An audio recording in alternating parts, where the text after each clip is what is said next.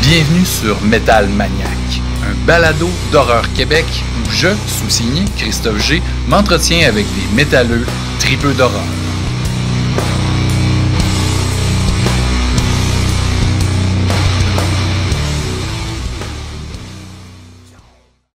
Chers du site d'horreur Québec, épisode 2 de Metal Maniac. Un épisode où j'ai eu le bonheur de m'entretenir avec Sébastien Croteau, chanteur pour la formation Death Metal Necrotic Mutation, mais aussi fondateur du collectif La Fabrique de Monstres, qui est spécialisé dans le doublage de jeux vidéo. Donc, ici Christophe G, en compagnie de mon collaborateur Alexandre Duguay, qui nous propose aujourd'hui une chronique s'articulant autour d'un trio d'albums du sous-genre préféré de Sébastien Croteau, le Death Metal. Salut Alex! Yes! Salut Christophe! Death Metal, qui est aussi mon sous-genre du métal préféré. D'ailleurs, dans l'entrevue que tu as eue avec Sébastien Croteau, que j'ai pu écouter avant pour préparer ma chronique, là, j'avais l'impression que ça pouvait quasiment être mon meilleur ami. Là, on a plein de références en commun, plein d'histoires, d'anecdotes qui se ressemblent. On est à peu près de la même génération. Fait que, ben oui, le Death Metal, la première... À notre épisode 1, j'ai dit que j'allais partir ça en douceur pour les non-initiés. Puis là, ben, c'est fini les préliminaires. Là, on tombe dans la musique radicale. Donc, dans la musique extrême qui est le death metal. Fait que oui, je te propose 3 suggestions d'albums qui vont s'articuler autour des conversations que tu as eues justement avec Sébastien Croteau. Tu remarqueras ici mon chandail, mon t-shirt de Necrotic Mutation, avec une belle couleur fluo, vert, jaune fluo du début des années 90. C'est le t-shirt qui venait avec le bundle que Necrotic Mutation a sorti en 2018. En fait, ils ont ressorti deux albums qu'ils ont mis ensemble, le Mutantology exactement que tu présentes. Et voilà. Ben, c'est sûr que c'était comme ça allait de soi que j'allais parler de Necrotic Mutation comme premier album. En fait, on parle d'un mini-album. Tu l'as présenté, je l'ai avec moi aussi en format vinyle. Ah, ben c'est encore mieux. Je ne sais pas si on le voit bien. Oui, on voit bien. Parfait. Okay, voilà. Excellent. Fait que, donc, pour les gens qui écoutent la version audio, ben, vous irez regarder sur YouTube pour voir les pochettes ou justement vous écouterez la playlist qui va accompagner le podcast. Donc, on va mettre du bon death metal là-dessus. Donc, le mini-album, le EP The Realm of Human Illusion, qui est paru en 1995 par la formation Necrotic Mutation, c'est le premier album ou mini-album, en fait, qui met en valeur les talents du chanteur de Sébastien Croteau, parce que lui est arrivé un petit peu plus tard dans le groupe. Il y a eu des changements de line-up. C'est un groupe qui est arrivé au début des années 90. Puis cet album-là, cette EP-là, arrive en plein dans l'âge d'or du death metal. Ça fourmille dans le death metal, il se passe beaucoup de choses. Il y a déjà le style a évolué, il est arrivé. Là, on est vraiment dans l'âge d'or. Le death metal old school là, se porte très bien. Puis la scène death metal au Québec aussi se porte vraiment bien. C'est un band de Rimouski. Puis il y avait quelque chose qui se passait là il y avait une espèce de mythe autour de Rimouski et de la scène death metal. Il y avait plein de bandes qui étaient passées par là. Il y avait beaucoup de groupes de Rimouski aussi qui évoluaient à ce moment-là. Puis en fait, la scène death metal québécoise, il y avait des bandes de Montréal puis de région. C'était vraiment... ça bouillonnait, là. C'était vraiment des bons bands, dont Necrotic Mutation. Exactement. Puis il était justement un petit peu plus loin, excuse-moi de te couper. Dans l'entrevue avec Sébastien, on parle de ce phénomène-là qui est tellement assez surprenant dans les années 90 que des gros bands américains, des bands anglais comme Napalm Death allaient jouer jusqu'à Rimouski. Moi, ça me fascine encore aujourd'hui. En fait, je suis très heureux de venir d'où je viens, Chicoutimi, le Saguenay. On a vu des grands groupes comme Voivode, tout ça, mais Rimouski, j'aurais-tu capoté, vivre là-bas dans ce temps-là, puis qu'il y ait autant de métalleux crinqués pour faire venir ces groupes-là, c'est hallucinant. En tout cas, vous écoutez l'entrevue, là, ça vaut la peine. Sébastien, il était aux premières là, justement, pour vivre ça. Ben oui. C'est ça. Fait que c'est ça. Après ça, l'entrevue avec Sébastien va justement vous faire réaliser à quel point il se passait quelque chose à ce moment-là. Son groupe, c'est quand même du death metal solide. On parle pas de... Absolument. ça sonne en plus. Là. Ça sonne très bien. Oui, puis même avant, là, je veux dire, c'est un mini-album qui a vraiment bien vieilli, qui s'écoute encore très bien aujourd'hui, qui n'a rien à envier à aucun band actuel, en fait. C'est sûr que, bon, pas c'est sûr, mais il y avait les influences, on peut reconnaître un peu les influences de Cannibal Corpse, de Suffocation peut-être un petit peu, mais la production qui est signée par Pierre Rémillard, qui a genre travaillé avec pas mal tous les bands métal au Québec, surtout dans ces années-là, qui était le guitariste aussi du groupe Oblivion, donc qui était vraiment le réalisateur avec qui on voulait travailler à cette époque-là particulièrement.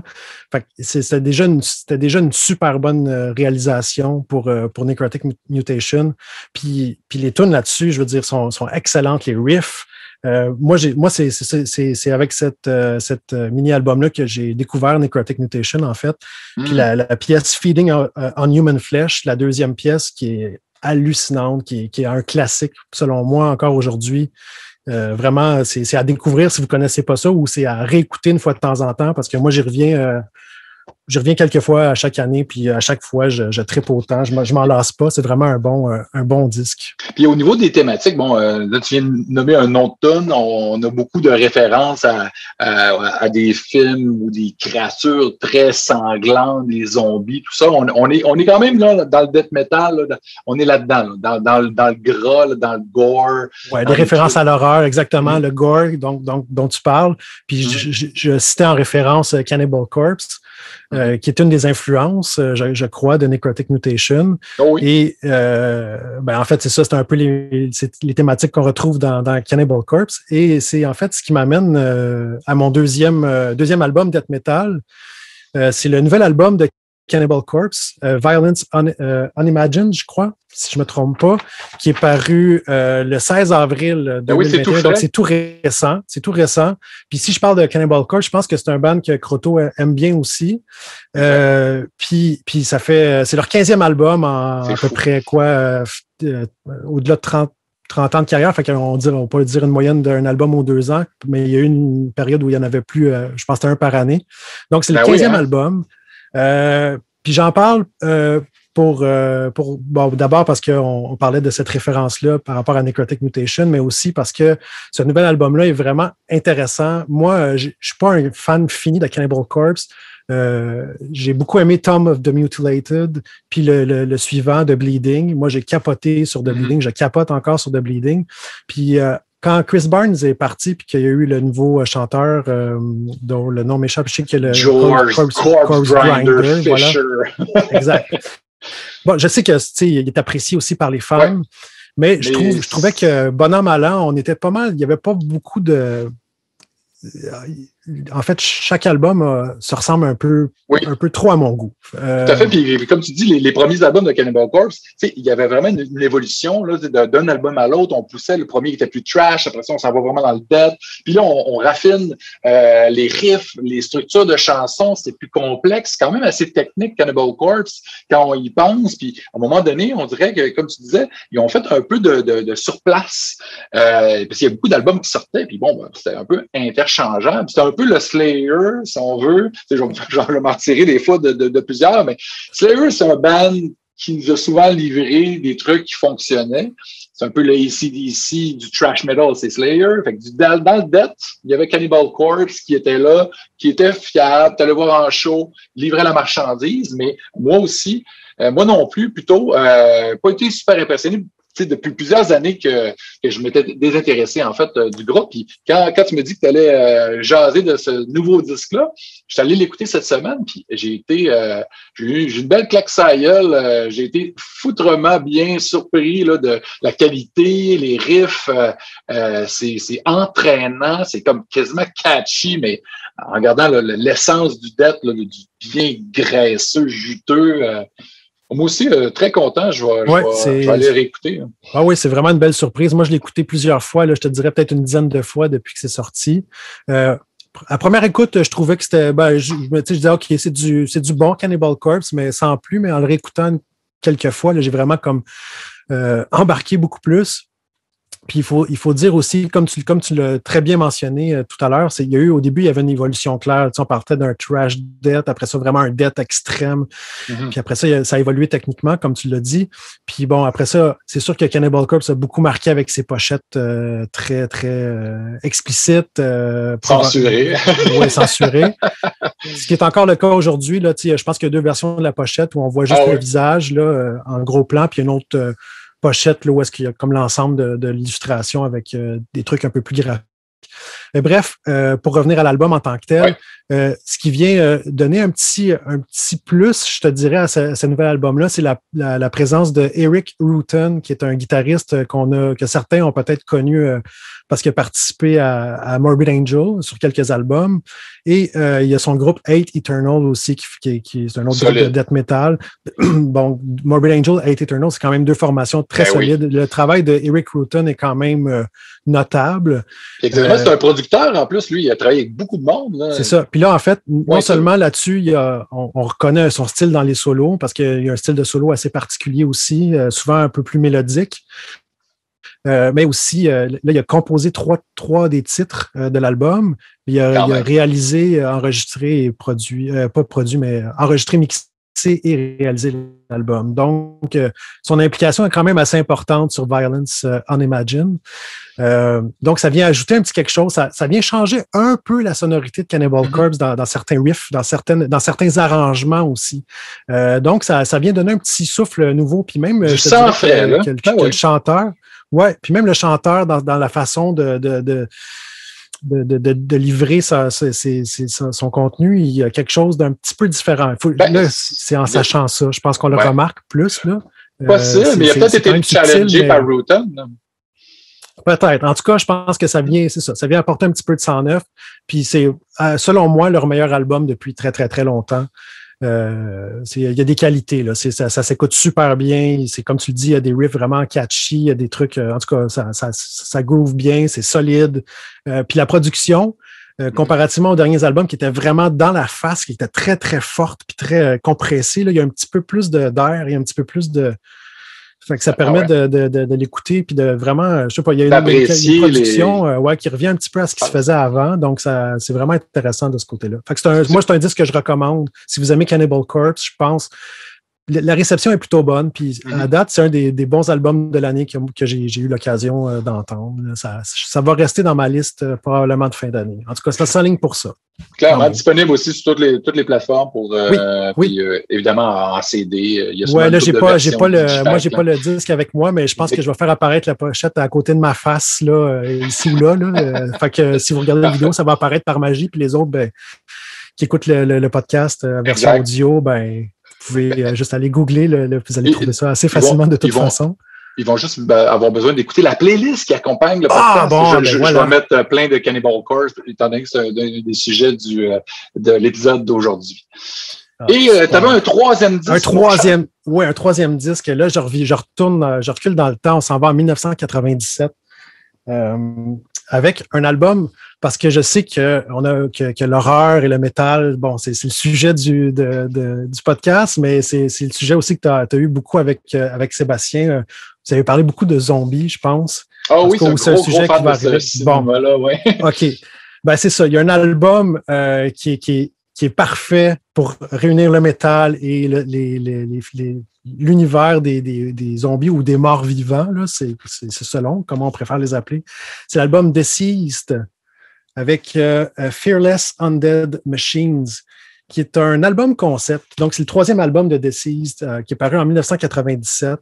C'est l'album concept qui s'écoute comme un film de Romero, en fait. C'est vraiment Oui, vraiment. J'ai jamais entendu. J'ai jamais même écouté du Deceased. Hein. Des fois, on passe à côté de certains groupes. Donc, je te laisse en parler. Oui, Deceased, c'est un groupe, à l'origine, c'est un groupe death metal, vraiment death metal, qui était sur Relapse au début des années 90. Puis ils ont rapidement bifurqué vers une espèce de mélange encore des influences death, mais plus vers le thrash, puis même le heavy metal. Cet album-là, c'est vraiment le chanteur, en fait, sûrement ses comparses du groupe sont des fans de films de zombies et de Romero. Donc, c'est l'inspiration principale, c'est vraiment Romero. C'est comme, donc, ça commence là, comme il y a un lecteur de nouvelles ou un truc à la radio là, qui annonce que tous les morts là, dans les cimetières, à la morgue, partout, ils reviennent à la vie et sont en train de s'en prendre de façon très violente à l'humanité. On est dans un univers post-apo. Ça va pas bien pour les survivants. Fait que c'est comme toute une histoire. C'est comme un film. Là. Il y a des interludes, il y a des effets sonores. Il y a quelques interludes. Puis honnêtement, il y a une interlude ou deux. Je ne sais pas à quel point s'il peut y avoir un lien à faire, mais dans le film 28 Days Later, on a de la musique. Il y avait Godspeed You Black Emperor qui devait faire de la musique.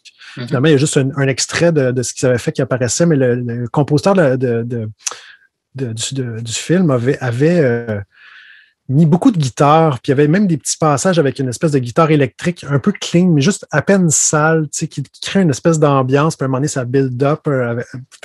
Il y a comme une interlude où justement il y a de la guitare clean comme ça, puis il y a une petite narration au-dessus. Je ne sais pas s'il y avait, je pense pas, mais c'est peut-être le hasard qui fait bien les choses, mais je trouve que ça vaut la peine de peut-être revisiter ce film-là aussi, hein, qui est très encore d'actualité. Un film que je m'étais refusé à voir, à revisiter l'an dernier parce que je trouvais que c'était un petit peu trop proche. Two Crows from Home, hein, comme on dit en anglais.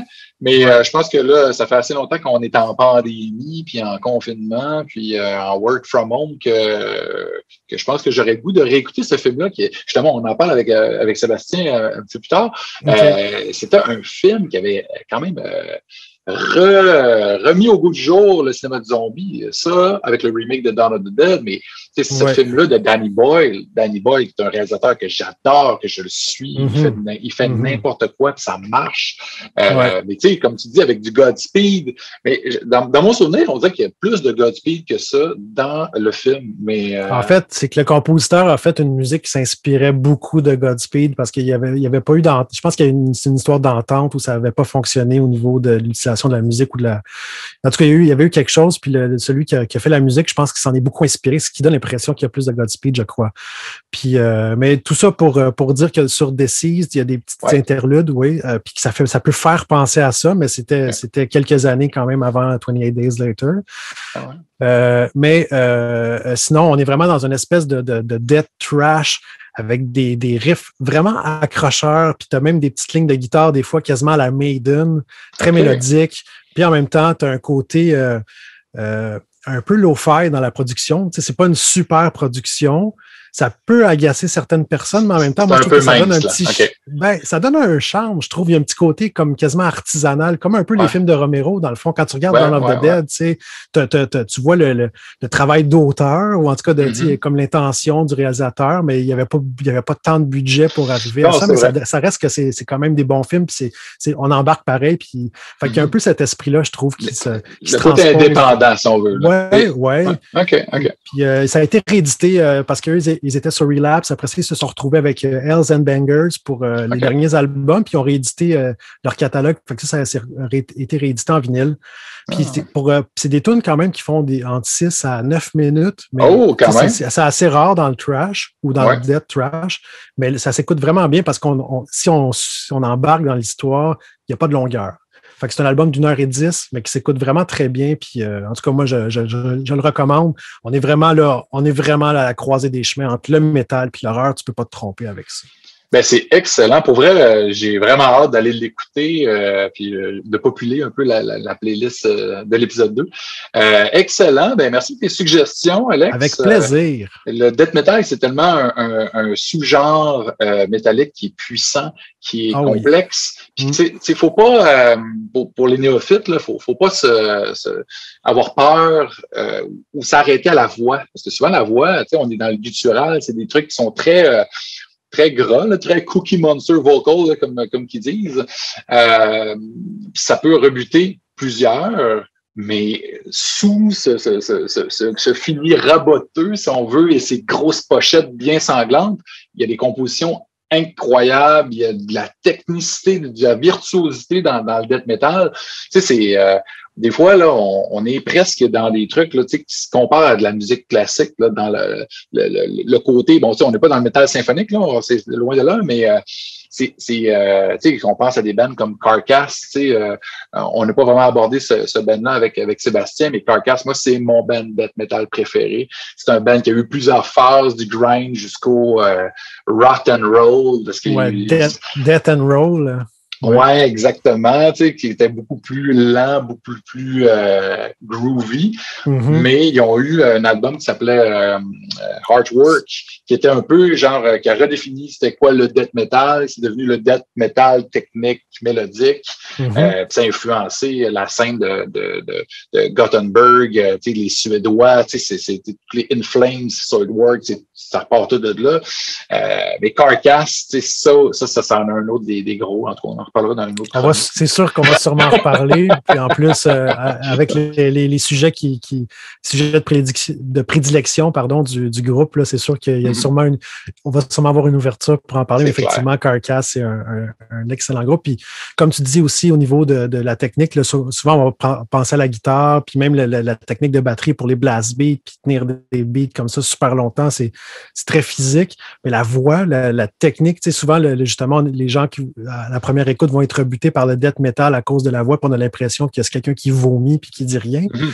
Mais quand on s'habitue, notre oreille s'habitue, puis qu'on sait tout le travail, toutes les techniques de la voix puis de l'utilisation du corps pour arriver à faire ça, c'est quand même assez impressionnant. Puis ça se rapproche aussi de toutes les techniques de chant de gorge, justement, que Sébastien Croteau utilise beaucoup dans son travail depuis qu'il est chanteur, mais dans toute sa carrière exact. L'artiste là aussi. Là. Il vulgarise tout ça très bien aussi. Tu sais, c'est vraiment un des meilleurs porte-parole pour cette musique la plus extrême qui existe. C'est, en tout cas, on va se laisser là-dessus, Alex. On va laisser les gens aller écouter cette entrevue-là. Bien sûr. On se reparle sous peu pour le prochain épisode. Absolument. Merci. Salut.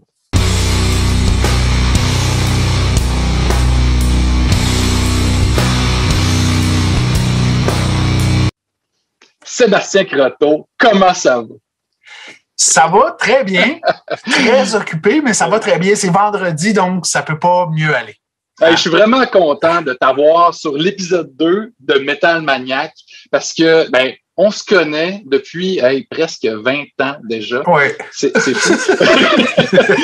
Puis c'est vraiment nos passions pour le métal puis pour l'horreur qui nous ont unis à la base. Tu sais, c'est vraiment ça. Pour les gens à la maison qui nous écoutent, qui nous visionnent sur YouTube, puis qui connaissent pas Sébastien Croteau, j'ai préparé une petite bio pour expliquer un peu c'est qui ce personnage, ce beau garçon avec ses cheveux courts, parce que moi, où Sébastien portait la chevelure longue. Moi, évidemment, ça fait très longtemps que je peux plus faire ça. Là, lui, c'est pas un problème de calvitie. On voit qu'il y en a encore beaucoup. Donc, Sébastien Croteau, c'est qui ça, Sébastien Croteau? Donc, Sébastien Croteau, c'est un polyvalent vocaliste, mais aussi un acteur, un professeur de chant, un doubleur, un pédagogue, un directeur de session, un conférencier, un joueur de thérémine, puis un maudit bon gars aussi. Fait que je pense que ça résume quand même ce que c'est Sébastien Croteau, une bébête assez... je dirais que tu tires un peu partout. Tu as un CV assez bien rempli, puis j'ai pas fini avec ta bio, mon cher. Oh mon Dieu! Moi, tu sais, pour vrai, en mon sens, tu es un peu comme le chaînon manquant entre le death metal et le jeu vidéo, en quelque sorte. Oui, ça c'est beau, ça. Puis on va revenir aux jeux vidéo un petit peu plus tard, mais tu sais, vocaliste, on parle de musique. Sébastien Croteau, c'était fait connaître comme étant le chanteur d'un groupe death metal, fondé dans les années 90, Necrotic Mutation, encore actif aujourd'hui, une petite pause à un moment donné dans les années 2000. Une petite pause de 20 ans! À peine. Une petite pause de 20 ans. Donc, un groupe qui a été fondé en 91 à Rimouski. Tu as participé à d'autres groupes métal aussi. Dans les années 2000, tu as participé à un groupe, tu as fondé un groupe, en fait, qui s'appelait Globe Glutters, qui était un peu plus assez différent. Hein? On était dans les chants musique du monde. Exactement. On touchait à tout. Il y avait même des fois du bluegrass country. Ça ratissait large. Nous, on s'est rencontrés quand tu faisais partie de la Ligue d'improvisation musicale de Montréal. Oh mon Dieu! Je me rappelle plus que j'avais fait ça. Fondé en 2003, tu as participé pendant plusieurs années. Ouais. Donc on a même été gagner la première place puis la deuxième place les 2 premières années. Ah ouais, hein, quand même. Ouais. J'ai encore le petit disque pris de ça. Wow! Donc, puis ça roule encore, pour vrai. Oui, oui, je sais. C'est quelque chose de très cool. Au niveau du cinéma, je me rappelle qu'à l'époque, tu avais déjà participé à quelques productions indépendantes d'un de tes amis, je suppose, Alexandre Michaud. Moi, je me rappelle très bien du film Gargoyles First Cut, que j'avais loué dans un club vidéo, parce qu'on faisait ça à l'époque, qui avait été critiqué dans Rue Morgue Magazine aussi, à ce moment-là. Et tu jouais un personnage un peu comme le host du show. C'est un film à sketch. Après ça, tu avais joué aussi dans le film Clean, du même, de M. Avec Marco Cagliari. Exactement, d'Anonymous, un autre lien métal. Et Martin Dubreuil qui commençait des années avant Les 7 jours du Talion, puis un paquet d'autres films. Exact. Oh my God! Hein? Puis, au niveau du théâtre, hein, parce que c'est illustré aussi sur la scène théâtrale montréalaise, t'as joué. On peut appeler ça jouer. Ça fait partie du house band de la pièce de théâtre Jean Di d'Olivier Chouanière, qui n'est pas n'importe qui sur la scène du théâtre. Non, effectivement. Tu avais monté un house band avec des membres de Barf, d'autres groupes comme ça. Puis aussi, tu as fait partie du chœur de Growler, du Growler's Choir. Une espèce de... Je ne sais pas si on peut définir ça comme une pièce de théâtre ou de la musique expérimentale. Musique expérimentale avec voix métal. Et ils vont refaire ça, c'était en 2019, je pense que c'est la dernière fois qu'on s'est vu en vrai, qui vont participer, si on se croise les doigts, là, si les conditions sanitaires le permettent, au Festival de musique actuelle au mois de mai à Victoriaville. Et aussi, là, on n'a pas fini, hein. Il y en a du stock dans ton CV, mon cher. T'as récemment parti quelque chose qui s'appelle la Fabrique de Monstres, hein, de Monsters Factory, qui est un collectif de chanteurs et chanteuses métal qui font des voix de monstres pour les jeux vidéo. Parce que les jeux vidéo, tu connais ça, tu es un fan fini de jeux vidéo depuis longtemps, de rétro gaming. On le voit pour ceux qui regardent la version, qui écoutent la version audio, derrière Sébastien, on voit beaucoup de consoles, en fait, pas mal... Et télévision, 1979, Atari, 1982, ColecoVision, 1982, puis après ça, le reste, Nintendo, Genesis, Sega Master. Puis là, ça fait le tour, là, on voit pas tout le reste, mais j'ai 16 consoles de jeux vidéo à la maison. 16.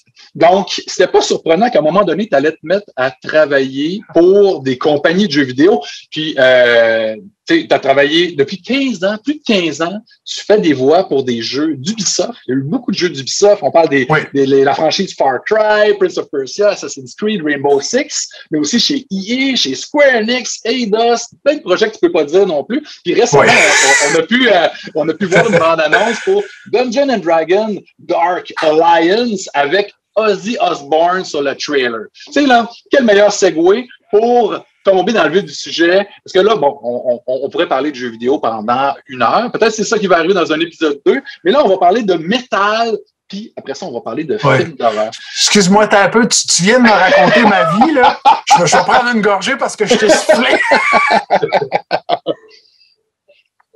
Santé. Wow! Des fois, je me rappelle plus. C'est comme, pour moi, j'ai tellement fait de trucs.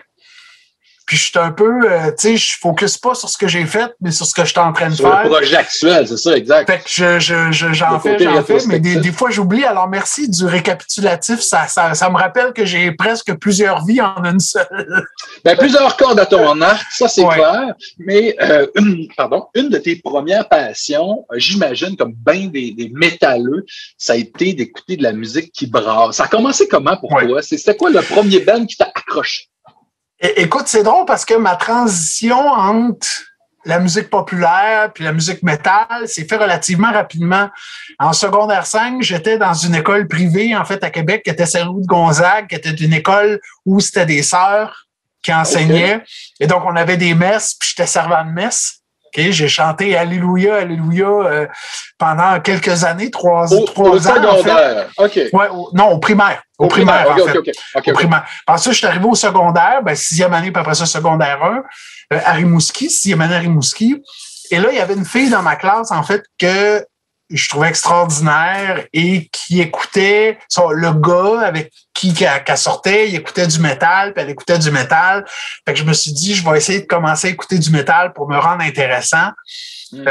Et j'ai commencé à écouter ça. Tu sais, ça vraiment, j'ai transitionné de Alléluia à Samantha Fox, Michael Jackson, Boy George. Après ça, à Judas Priest, Iron Maiden. Après ça, puis j'ai une phase de Bérurier Noir, parce que Bérurier Noir était venu à Rimouski à l'époque quand j'étais en secondaire 1. Il a fait une tournée québécoise. Il était venu à Chicoutimi aussi. Exact, mais moi, j'étais un petit peu trop jeune à ce moment. Mais la phase de transition, disons, entre musique populaire et métal, puis Slayer, c'est ça. Ça s'est fait en pratiquement 2 ans et demi. Ça a vraiment été rapide. Puis, je suis tombé justement dans le Metallica. Écoute, je me rappelle avoir vu le vidéo One de Metallica à Musique Plus dans l'émission Solid Rock. Et là, ça a vraiment été un déclencheur wow, ça c'est de la musique métal. Puis après ça, c'est rapidement, disons, tombé. Là, on parle de 89-90. C'est rapidement tombé dans l'extrême, dans le sens que après Metallica, ça a été très rapidement Slayer, Sepultura. Puis après ça, tout de suite, ça a tombé Napalm Death, The Aside, Cannibal Corpse, Suffocation. C'est ça, il y avait eu ce crescendo-là après le thrash metal. Le death est arrivé au début, au tournant des années 90, puis c'était comme tu dis, Sepultura, il y avait de ça aussi. Là, ils ont commencé trash, puis il y a eu du death dans le son avant de tomber plus tribal, puis jump the fuck up, puis tout ça. Exact. Mais moi, ça a été Beneath the Remain. Ouais. Quand j'arrivais, Beneath the Remain, Slayer, Hell Awaits, après ça, mais évidemment, Metallica, Injustice for All, puis après ça, j'ai écouté les autres avant Master of Puppets, etc.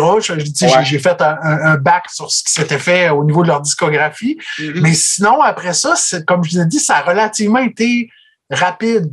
Une fois que je suis tombé dans le bain du métal, j'ai un peu d'Iron Maiden, Judas Priest, Accept. J'avais une cassette d'Accept à l'époque aussi. Mais après ça a vraiment été... c'est ça? Non, puis Halloween aussi. Halloween. Je me rappelle j'ai une cassette Halloween, Keeper of the Seven Gates, quelque chose comme ça. Parce que le métal, avant de tomber dead, c'était justement des vocals qui étaient un peu plus opératiques, c'était puissant, c'est ça, exact. Mais c'est ça, je suis passé de et ça a été très rapide parce que le à Rimouski, on avait. Mais la scène était grosse, ça commençait à pogner vite. Oui, mais au départ, c'était pas gros comme ça. Je veux dire, on avait un magasin de musique qui était le Sillon, qui vendait des cassettes de musique métal. Il n'y avait pas de CD, c'était des cassettes. Il y avait des vinyles encore un peu, j'imagine. Il y avait des vinyles encore un peu, mais c'était pas pour des jeunes de 13, 14 ans. Là. Non, les vinyles, ça ne nous parlait pas. On voulait des cassettes. Puis, généralement, on achetait les cassettes à cause de la pochette en premier. Les pochettes métal ont une particularité horreur, thématique, etc.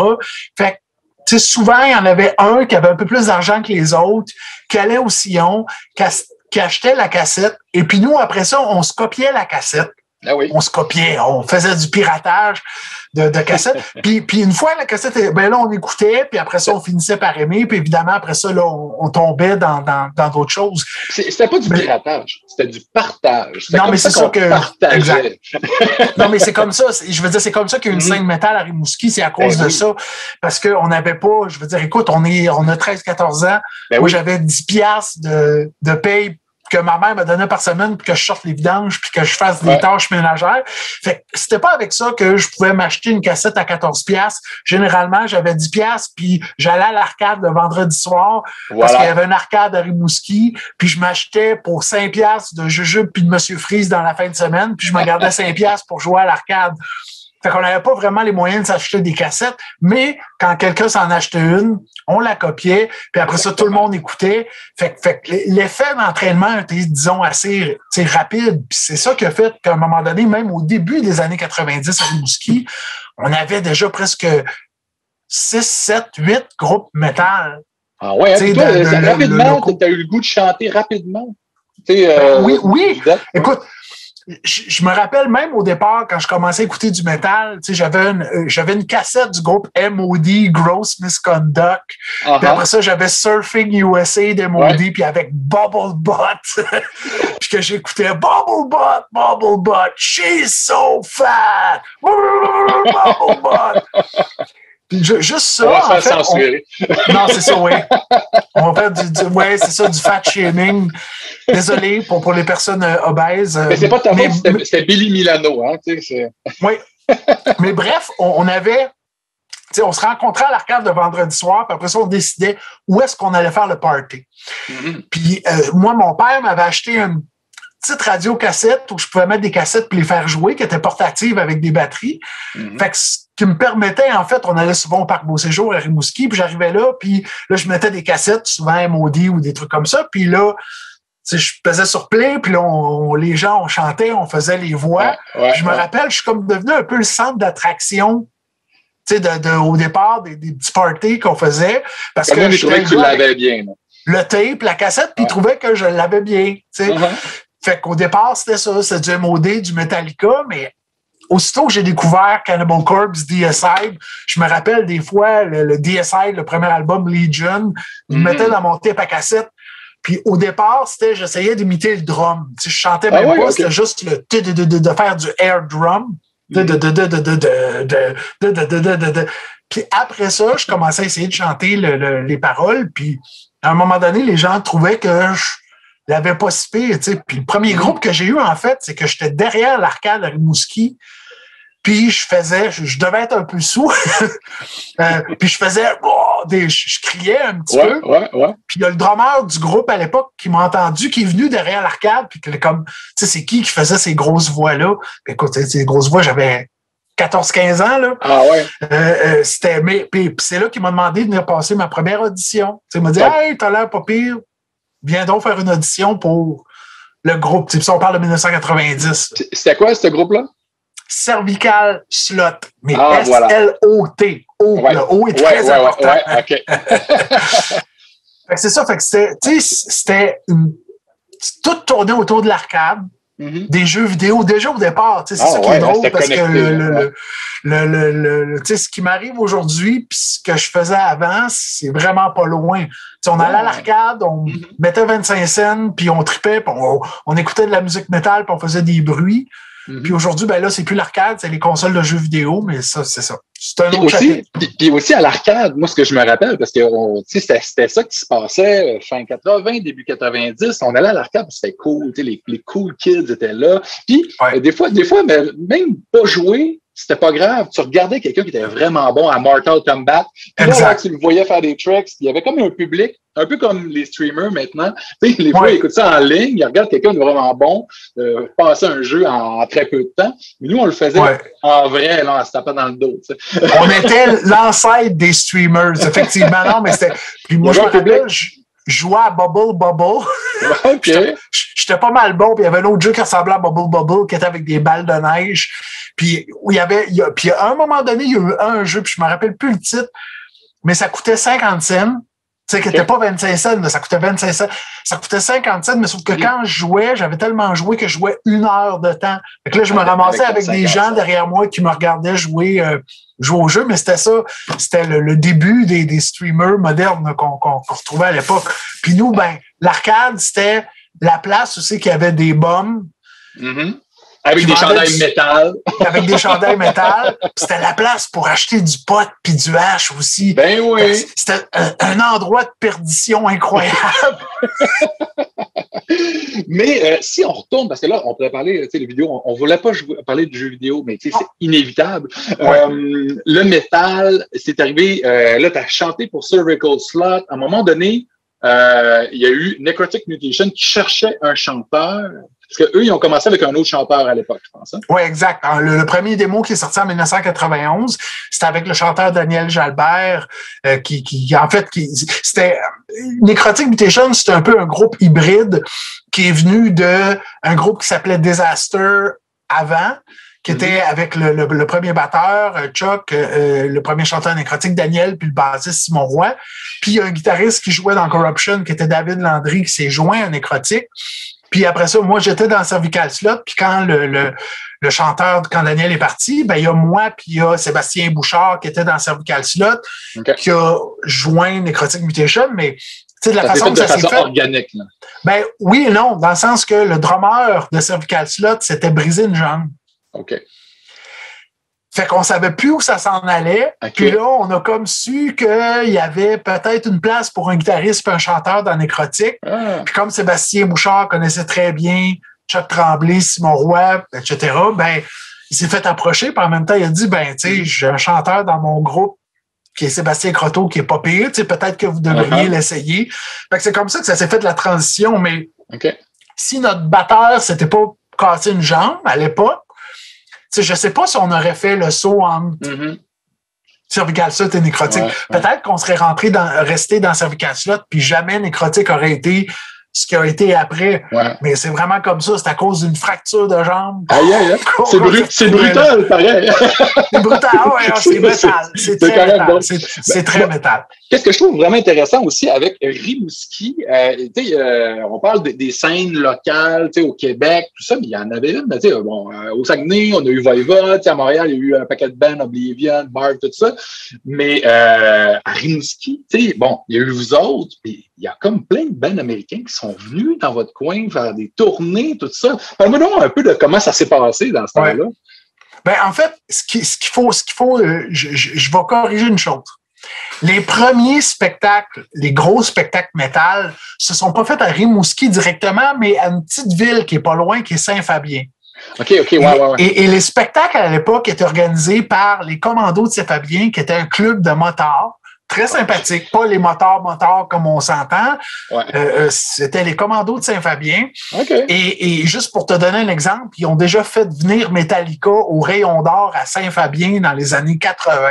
Il y a même un poster de ça, qu'on a des preuves de ça. Mais c'est vraiment Saint-Fabien au Rayon d'Or. Écoute, Suffocation à l'époque, quand ils ont sorti Effigy of the Forgotten, sont venus au Rayon d'Or à Saint-Fabien. Si on parle de 1991. Le premier spectacle que moi j'ai fait et qui était avec un groupe américain, Incantation, ça s'est fait au Rayon d'Or à Saint-Fabien. Après ça, quand Cannibal Corpse sont venus, ça s'est fait à l'auditorium de Saint-Fabien. Quand Napalm Death est venu, ça a été mon deuxième spectacle à Saint-Fabien, c'était à l'auditorium de Saint-Fabien avec Brutal Truth et Infestation, qui est l'ancien groupe de l'ancien chanteur de Cryptopsy, Mike DeSalvo, qui est maintenant dans le groupe Accurian. Okay? C'est quand même hallucinant. Pour les gens qui ne connaissent pas le métal, le death metal, on parle de Suffocation, Incantation, c'est des gros bands death américains. Napalm Death, c'est un des plus grands bands grind death anglais qui ont commencé au début des années 80, vraiment des pionniers qui existent encore aujourd'hui. Ils sont tous allés jouer à Rimouski. Oui. En fait, tous les groupes que je viens de nommer existent encore aujourd'hui. C'est ça qui est hallucinant. Mais c'est vraiment, puis je me mets à leur place. Quand tu fais une tournée au Canada, tu fais Montréal, qui est une grosse ville, OK, tu fais Québec, mais après ça, tu prends la route pendant 6 heures de temps, puis ce que tu vois, c'est des champs, des prés, des vaches, le fleuve. pour te rendre à une place, dans un petit bar, un trou perdu, dans un petit village. 200 personnes, genre? Non, t'arrives là, puis il y a 300, 400, 500, 600 personnes. Ah ouais, hein, c'est ça qui était... Écoute, Suffocation, la première fois qu'ils ont joué à Rimouski, c'était avec Necrotic Mutation, mais je n'étais pas encore dans Necrotic Mutation. Okay. Les gens commençaient déjà à slammer, à faire du mosh pit en rond. Puis c'était tellement gros, le mosh pit, que la scène avait reculé un peu. Puis là, on parle d'un petit bar, puis le bar était plein. Je me rappelle, on partait de Rimouski en autobus. Il y avait quelqu'un qui avait loué des autobus jaunes. Puis on payait, on avait le coût du billet d'entrée plus le coût de l'autobus jaune. Puis on se rendait en autobus jaune jusqu'au Rayon d'Or à Saint-Fabien. On regardait le spectacle, puis après ça, on partait en autobus jaune, en autobus scolaire à Rimouski. Mais c'est vraiment là que ça a débuté. C'est pour ça que quand on parle de la scène à Rimouski, je veux rien enlever à Rimouski, mais pour moi, c'est comme important de dire non, il y a eu Saint-Fabien. Saint-Fabien. Après ça, évidemment, les gros spectacles à la Coutée du Cégep. Après ça, quand Suffocation est revenu, Broken Hope et d'autres gros groupes, Death qui ont joué, le groupe Death qui a joué à Rimouski. Donc là, Rimouski a repris, disons, le flambeau. Ça, c'est la bière qui fait. Le flambeau, en fait, de Saint-Fabien, mais c'est vraiment à Saint-Fabien, avec les commandos de Saint-Fabien, que ça a commencé. Puis à partir de là, Rimouski, ça a été... Tu sais, puis c'est ça, c'était... Ça a duré pendant 5, 6, 7 ans, dans les années 80. Je te dirais un bon presque 10 ans. C'est plus vers la fin des années 2000 que la scène a commencé à, disons, être moins active. Mais même là, tu sais, c'est ça, c'est que Rimouski était devenu central pour la Côte-Nord, la Gaspésie. Tu sais, t'as des gens de Rivière-du-Loup. Fait que c'est ça, c'est que les gros groupes étaient là, fait que t'avais des gens de Bécomo. Tous ceux-là qui ne se rendaient pas à Québec ou Montréal. C'est ça, Gaspésie. Fait que c'est ça qui faisait aussi qu'on avait, tu sais, pour Death, je me rappelle, je pense qu'on avait presque 1000 personnes. Pour Deicide aussi, 1200 personnes. Tu sais, dans une ville de 33 000 habitants, à l'époque, tu sais, d'avoir autant de gens qui venaient voir un spectacle métal, tu sais, c'était absolument hallucinant. Fait que c'est ça. Fait que, puis évidemment, le fait d'avoir autant de groupes, tu sais, les premiers groupes, comme je te disais, tu sais, Disaster, des groupes comme Degeneracy aussi, qui étaient là, Corruption, Hypnosis, il y en a eu un paquet, là, tu sais. C'est inspirant, tu sais, quand tu vois tous ces gros bands-là qui viennent. Ben oui. Tu sais, Gorlos, qui est un groupe aussi très connu, qui était à Rimouski à l'époque, tu sais, on avait comme... En fait, il y avait comme 2 gangs à Rimouski. Tu avais les sportifs, tu avais un peu de punk, mettons, puis tu avais des métalleux. Fait que si t'aimais pas ça, le football, puis le baseball, puis le soccer, ben t'écoutais du métal. Il n'y avait pas beaucoup d'options. Tu sais, t'avais comme 2 choix de gang. Tu sais. Mais vous étiez servi, vous étiez chanceux, tu sais, privilégié d'avoir tous ces bands-là qui arrêtaient chez vous. Tu sais, moi, tu sais, je viens de Chicoutimi, puis on les avait pas, ces groupes-là. Bon, Metallica, ils sont venus 2 fois, tu sais, au centre Georges Vézina. Mais encore une fois, moi, j'étais un petit peu trop petit à ce moment-là, ou pas assez brutal. J'écoutais du Def Leppard. Ça, j'écoutais ça aussi. Ben oui, il faut commencer à quelque part. Il y a des très bonnes chansons de Def Leppard. Mais tantôt, tu parlais de One. Tu m'as rappelé que il y avait le combat des clips à Musique Plus. Puis, c'était vraiment un combat entre Pour Some Sugar on Me puis One pendant des semaines. Ah non, puis tu sais, même Europe, it's the final countdown. J'écoutais ça aussi. Tu sais, ça fait partie de ma transition vers des trucs qui sont un peu extrêmes. Mais j'avais acheté la cassette de Europe. Ça, je me rappelle. J'ai encore plein de vieilles cassettes. J'ai un tape cassette, je les écoute plus. Mais moi, j'écoute encore des cassettes. Je suis un maniaque. C'est parce que moi, j'ai juste peur qu'ils brisent. Oui, ça arrive. Ça m'est arrivé. Ils ont 30 ans, tu sais. Il y a une cassette de Great White qui est restée poignée dans mon tape, puis c'est pas vraiment grave, parce que Great White, c'est un peu plate, puis ils ont comme été assez dangereux aussi à un moment donné, hein, avec un incendie, des pyrotechnies dans un club, puis il n'y a pas eu des paquets de morts en plus. Hein?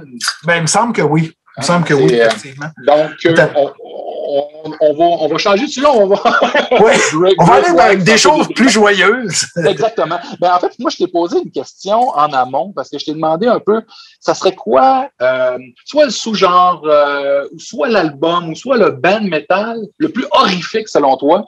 Puis, tu me dis que c'était ce disque-là. Ouais. Butchered at Birth de Cannibal Corpse, paru en 91.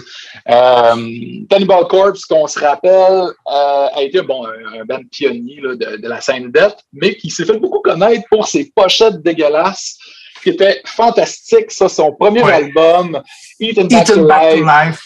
Puis, les trois, il y a eu un troisième album après ça, Tomb of the Mutilated, assez gore. Il a été censuré, puis ils ont mis cette image-là ensuite. Parce que, bon, c'est... t'as la version censurée aussi? Ben, en fait, c'est celle-là ils ont pris cette image-là, puis ils ont mis le logo. Ça, c'était derrière. Puis c'était un peu comme l'âge d'or de Cannibal Corpse. C'était le même line-up pour ces trois albums-là. Même producteur, même artiste, Vincent Locke, qui a fait les covers fantastiques. Tu sais, ça, c'était incroyable pour le fan de trucs louches, morbides, horreur, puis de musique lourde. Tu sais, quand c'est arrivé, moi, Carcass, c'était super important pour moi, mais Cannibal Corpse, c'est sûr, il arrivait avec des imageries complètement délirantes, des zombies. Toi, comment t'as reçu ça, toi?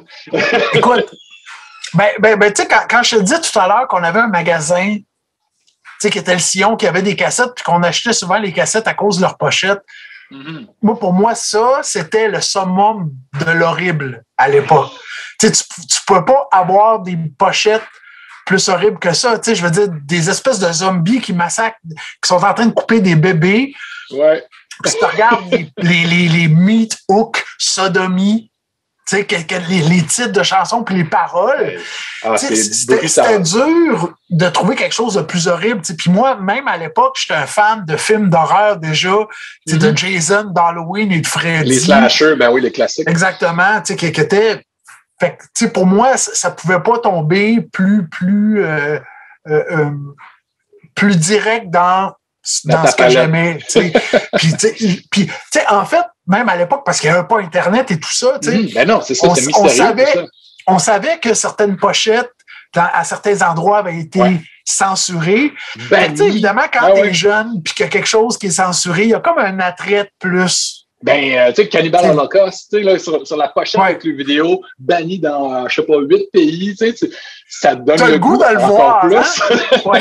T'as comme le goût de plus le voir. Fait que c'est ça aussi l'attrait de Cannibal Corpse. Évidemment, je veux dire, si ça avait été juste les pochettes puis la musique était pas bonne, ça aurait été autre chose. Non, exact. Mais c'est qu'il y avait vraiment un équilibre entre le côté horrible des pochettes, mais aussi la musique qui était... Puis même mon premier groupe, écoute, le premier spectacle que j'ai fait, on faisait une cover de Cannibal Corpse qui était justement Meat Hook Sodomie, qui est une pièce qu'on retrouve sur Butchered at Birth. Évidemment, je n'étais pas capable de le faire comme le chanteur à l'époque, puisque c'était mon premier spectacle en 1992, mais c'est juste pour te donner une idée de l'influence que Cannibal avait. On avait fait une cover de ce groupe-là. Wow. Ça, puis une cover de Napalm Death, qui est la chanson qui dure 6 secondes. Ah oui, hein, You Suffer. C'était fini. Mais oui, mais cet album-là, déjà, il Eaten Back to Life avec les côtes éclatées et tout ça, c'était horrible. Ouais. Mais Butchered at Birth, avec des bébés, avec ça nous a rentré dedans, puis on a embarqué là-dedans à pieds joints. Là. Puis la voix là-dessus, c'était encore plus horrible puis grave que Eaten Back to Life. Eaten Back to Life avait encore des côtés un peu trash. C'est ça. Avait encore des couleurs un peu trash. Mais là, avec cet album-là, l'espèce de summum de voix grave puis de musique lourde, c'était dans ta face. C'était un coup de circuit, pour vrai. Puis, on parle des paroles puis des pochettes, mais tu sais, faut prendre ça avec un grain de sel. C'est de l'humour, à quelque part. C'est tellement gros, c'est tellement trash. Puis là, tu lis les textes, c'est comme ça, juste pas de bon sens. C'est grossier. Là, ils sont allés là, all-in. Oui. En fait, moi, j'ai toujours considéré ça comme des films d'horreur en musique. Ben oui, carrément. Au lieu que ce soit visuel, au lieu d'écouter Jason, il y a quelqu'un qui te chante avec la grosse musique ce que Jason est en train de faire.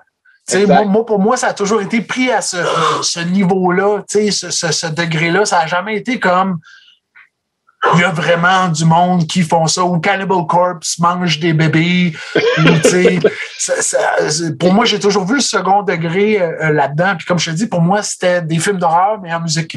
Tout le temps. Le métal a le dos large, parce que bon, ça a fait scandale, ces pochettes-là. Bon, les pochettes bannies sont obligées de changer de pochette parce que Walmart ne veut pas les mettre dans les magasins. Il y avait des parental advisory, ça sont arrivés un peu en même temps. Oui, mais ça, pour moi, c'est une erreur énorme. C'est-à-dire que les parental advisory explicit lyric ont fait probablement vendre plus d'albums que ce qu'ils voulaient faire. Parce qu'aussitôt que tu voyais ça, c'était comme une marque de tabou. C'est tabou. Puis quand t'es jeune, tout ce que tu veux, c'est du tabou. Fait aussitôt qu'on voyait ça, on l'achetait. Il n'y avait pas de « Oh non, il faudrait que je fasse attention, j'ai pas 18 ans. » On n'avait même pas cette réflexion-là. On avait all right, ça doit être incroyable, on va l'acheter parce que parental advisory explicit lyric. Ça n'a jamais fonctionné. Puis, tu sais, pour vrai, puis comme tu dis, ça a fait l'effet inverse parce que, bon, au niveau des clubs vidéo, c'était peut-être un peu plus checké, dépendamment des clubs vidéo, les films 18 ans et plus, mais moi, je pense que c'est un peu plus pour les films pornographiques. Les films d'horreur, habituellement, ils étaient plus flexibles, les commis clubs vidéo, alors que dans les magasins de disques, jamais, au grand jamais, il y a quelqu'un qui t'a demandé ton âge s'il y avait ce sticker-là. C'était vraiment... l'âge d'acheter Butcher That Bird de Cannibal Corpse? Il n'y a jamais personne qui nous a demandé ça. Nous autres, on arrivait, on payait la cassette, puis le gars était bien content de l'avoir vendu. C'était ça. Mais on va jumper dans le film d'horreur, parce que, bon, évidemment, ça, ces pochettes-là ont été inspirées par le cinéma d'horreur. Ce sous-genre-là, le death metal, comme tu dis, le cinéma gore, le cinéma de zombies, les films de cannibales italiens, le cinéma italien, tu vois les pochettes de Cannibal Corpse, puis on est presque chez Fulci. Oui, exactement. C'est ça. C'est exactement le nom que j'allais sortir, Fulci. Dans les premiers films de zombies avec George Romero, mais oui, on est totalement dans cet univers-là, mais en musique. Exact. Puis toi, ton cinéma d'horreur, qu'est-ce qui t'a frappé en premier? Ça a été quoi ton premier film là, qui t'a terrifié? Tu n'avais pas l'âge pour voir, là, puis t'as fait. J'ai fait des cauchemars, mais je pense que je vais aller en rechercher d'autres. Là. Ça a fait quelque chose. Là. Ben, en fait, je te dirais les premiers films, parce que c'était pas si évident que ça. Quand tu n'avais pas de VHS ou de bêta, ça te prenait un ami qui avait un VHS. Parce que c'était pas nécessairement des films qui passaient à la télévision, c'était des films qui se louaient. On parle super écran un petit peu. Peut-être, mais ça prenait quelqu'un qui avait des parents qui avaient de l'argent pour s'abonner à super écran. Voilà. C'est ça, un VCR. C'est ça, exact. Fait que c'était pas tout le monde qui avait ça. Puis moi, écoute, je me rappelle... la revue Fangoria. Ah oui, ben oui. OK, la revue Fangoria, il y avait ça au dépanneur de la Grande Place à Rimouski. Et ça a été là que parce qu'évidemment, il y avait, je commençais à écouter du gros métal avec des chansons horribles. Puis il y avait la revue Fangoria, puis il y en avait une revue française, L'Écran Fantastique. Ah, OK. Moi j'allais dire Mad Movies. Moi, ça a été Mad Movies aussi. Ouais. Mais il y avait L'Écran Fantastique, qui est une revue française. Ouais. Et il y avait ces revues-là à Rimouski. C'est comme, mais il était là. et ça coûtait pas cher. Fait que des fois, j'en achetais. Fait que je commençais à collectionner, si tu veux, à être exposé à ça. Puis c'est là que j'ai vraiment commencé à rentrer dans l'univers du film d'horreur. J'étais attiré par la pochette, comme par le métal. Ouais. Les covers de magazines d'horreur. Tu avais Jason, tu avais Evil Dead, Donc là, c'est comme, oui. Fait autant que ça m'intéressait que quand j'allais au magasin de musique, j'avais des pochettes horribles puis ils restaient. Ben, quand j'allais au dépanneur de la Grande Place à Rimouski puis qu'il y avait ça, j'étais comme, wow. Fait que quand j'avais assez d'argent, je les achetais. Le premier film là, que tu as vu qui t'a fait peur. Parce que, tu sais, une revue, on fait ça, on voit des images, puis mais c'est pas ça qui va aller te terrifier. Tu sais, ça va t'intriguer, tu vas vouloir le voir, là. Écoute, c'est une excellente question. C'est très probablement Vendredi 13. Le premier? Ou Halloween. Ouais, OK. Je sais pas lequel des deux, mais je me rappelle, dans ma chambre à l'époque, on parle de 6e année, j'avais un poster de Samantha Fox et de Jason Voorhees. Excellent. Oui, non, c'était... Ben, c'est une Scream Queen, un peu, si on veut. Oui. Si tu veux. Elle faisait comme les filles faisaient dans les slashers. Hein? Oh oui, non, mais exactement. Mais je me rappelle d'une chose, c'est qu'à un moment donné, un de mes amis, j'avais été chez lui, ses parents n'étaient pas là, puis on avait écouté Freddy. Puis mon ami s'était fait un gant avec des couteaux de cuisine pas aiguisés qui avait tapé sur le bout de ses gants pour faire la main de Freddy Krueger. Fait que, tu sais, vendredi 13, Halloween, le premier Freddy, Nightmare on Elm Street, ça a été vraiment ça qui m'a fait découvrir le cinéma d'horreur. Ben carrément, tu sais, puis on a le même âge. Fait que, vraiment, là, la fin des années 80, on commençait à avoir 12, 13, 14 ans. Puis c'était les films qui étaient les plus populaires. On oublie souvent ça, mais les slashers, ça a été dans le top du box-office. Tu sais, ces années-là, c'est pas pour rien que les films sortaient là, à chaque année, les Jason puis les Freddy. C'est fou, là. Tout le monde qui avait entre 12 puis 25 ans voulait voir ces films-là. Puis c'est ce monde-là qui allait dans le cinéma. Absolument. Puis c'est ce qui est... Aujourd'hui, il n'y a plus autant de films d'horreur qui connaissent une certaine longévité. On a les Insidious. Il y a eu les Saw. Oui, les Saw. Les Insidious, mais on dirait que c'est moins courant aujourd'hui. À l'époque, je veux dire, combien de films d'Halloween qui sont sortis, combien de films de Vendredi 13, combien de films de Freddy, il y en a probablement près d'une dizaine pour chaque. Fait que c'est rare qu'on a aujourd'hui des franchises d'horreur qui ont une durée de vie aussi longue que celle qu'on connaissait à l'époque. Qu'on ne savait pas que ça allait durer, mais on avait justement, comme tu as dit, un à chaque année. Mais ça a été vraiment ça, The Omen. Damien dans The Omen. Ça, je me rappelle, je l'avais vu à la télé et ça m'avait fait peur. Ah ouais. Ça, je me rappelle, ça m'avait fait peur. Mais à l'époque, L'Exorciste. Ben oui. Les films qui touchent au satanisme, souvent, c'est les films qui sont les plus terrifiants. Jason, j'avais du plaisir à regarder ça. C'est joyeux. Mais pas The Omen, que j'avais vu, je pense, c'était à l'époque qui était Télémétropole, qui est anciennement, qui est aujourd'hui TVA, mais qui était Télémétropole à l'époque. Des fois, ça jouait au début aux télévisions 4 saisons quand ça a commencé des films d'horreur, mais ça, The Omen et Exorcist, ça j'avais peur. Ça, j'avais vraiment peur. C'est genre, tu laissais la lumière allumée, tu faisais des cauchemars, quel genre de peur? Je regardais jamais ça tout seul, de un. Puis, mais tu sais comment c'est des petits gars quand t'as 14, 15 ans, tu vas avoir l'air tough. Ben ouais. Fait que tu dis pas aux autres que t'as peur, tu sais. Mais sauf que la nuit, quand tu te lèves pour aller aux toilettes, ben, t'allumes toutes les lumières jusqu'à la toilette. Tu sais, genre l'affaire de même, au lieu d'y aller comme, puis d'ouvrir juste la lumière de la toilette, non. Tu sais, fait que t'as comme des choses que tu fais pas sur le coup pour pas montrer à tes amis que t'as peur, mais que tu fais quand même après parce que t'as eu peur. Ouais. Fait que c'était comme ça. Ah ouais, mais je peux comprendre. Moi, j'ai eu le bonheur ou l'horreur de voir le Poltergeist beaucoup trop jeune. Je pense que j'avais genre 6 ans. Tu sais, c'est produit par Spielberg. Fait que je pense que mon oncle qui me gardait imaginait que ça allait être, je sais pas, E.T. ou comme E.T. mais avec des fantômes. Non, mais tu sais, la passe que le gars, il est dans le miroir, là, puis il s'arrache la face au complet, le clown, les squelettes dans la piscine. Tu sais, il y a tellement des séquences qui sont terrifiante dans ce film-là. Ça, j'ai pas dormi de la semaine. Puis, des howling, tu sais, hurlements. Ça m'avait traumatisé à l'époque. Là. Le Loup-garou de Londres. Ouais, excellent, ça. Le Loup-garou de Londres aussi, ça, je me rappelle, c'est dans les Werewolf in London, les premiers films que j'écoutais aussi. Puis ça, c'était... Mais ça me faisait moins peur que... Il y avait de l'humour beaucoup aussi. Oui.